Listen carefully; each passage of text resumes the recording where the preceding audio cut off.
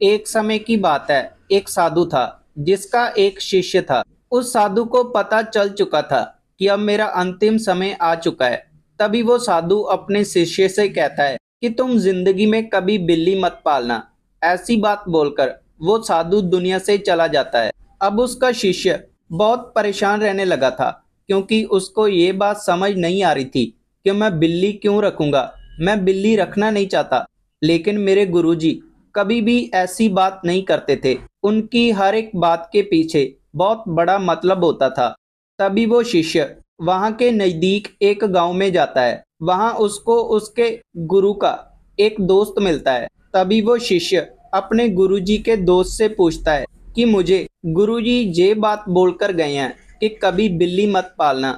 तभी उसके गुरु का दोस्त कहता है कि तुम्हारा गुरु तुमको सारे जीवन का सार देकर गया है। अगर तुम उनकी बातें मानोगे तो तुम जिंदगी में हमेशा खुश रहोगे। उस शिष्य को अभी भी बात समझ पर नहीं आ रही थी। तभी वो शिष्य कहता है कि आप मुझे जरा विस्तार से समझाइए।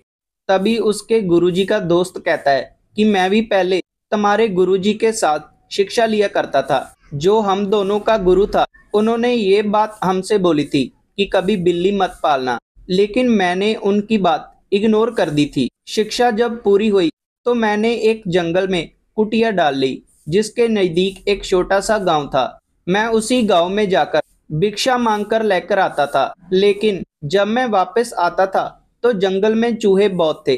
वो मेरे सारे कपड़े खराब कर देते थे। मैंने ये बात गांव वालों से की तो गांव के लोग कहने लगे कि तुम एक बिल्ली पालो, तुम्हारे पास चूहे नहीं आएंगे। साधु का दोस्त कहता है कि मैंने एक बिल्ली पाल ली। अब मैं उस बिल्ली के लिए और अपने लिए गांव से दूध और रोटी लाने लगा। गांव वालों ने एक दो दिन मुझे दूध और रोटी दी, लेकिन बाद में उन्होंने कहा कि हम तुम्हारी बिल्ली को नहीं पाल सकते। तुम ऐसा करो, एक गाय पाल लो, वो तुमको दूध भी दे देगी। वो दूध तुम खुद भी पीना और अपनी बिल्ली को भी पिलाना। तो वो साधु का दोस्त कहता है कि मैंने बिल्ली के साथ साथ एक गाय भी पाल ली। अब मैं गांव से गाय के लिए हरा चारा लेने लगा।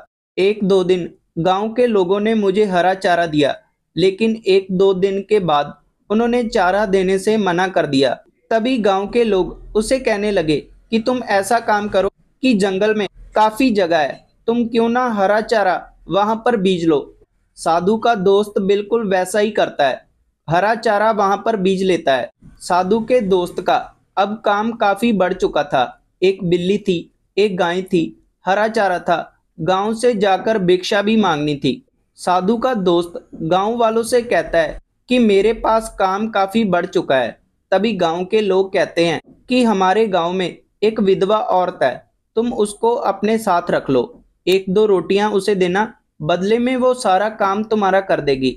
वो विधवा औरत साधु के दोस्त के पास रहने लगती है और सारा काम करती है। धीरे धीरे दोनों में प्रेम हो जाता है। गांव के लोग भी उन दोनों की बातें बनाना शुरू कर देते हैं। तभी साधु का दोस्त सोचता है कि मैं तो घर गृहस्थी छोड़कर साधु बना था, लेकिन दोस्तों इस दुनिया की बात मानकर मैं तो फिर साधु से घर गृहस्थी वाला इंसान बन गया। गांव के लोगों ने भी अब मुझे भिक्षा देनी बंद कर दी थी। अब अपने घर का गुजारा करने के लिए मुझे खुद काम करना पड़ता था।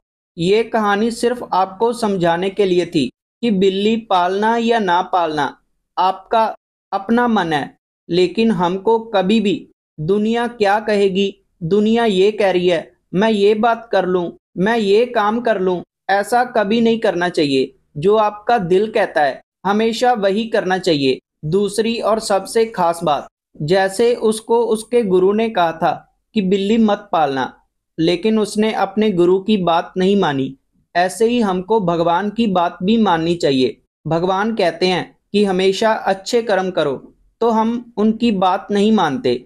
हम उनकी बात मानकर अगर अच्छे कर्म करेंगे तो हमारी जिंदगी स्वर्ग बन जाएगी।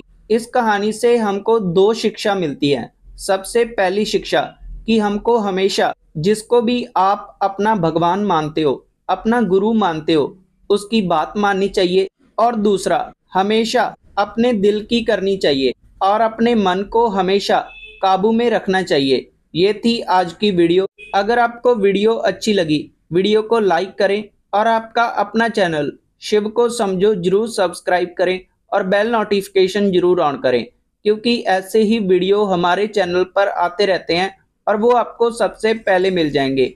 तब तक के लिए धन्यवाद।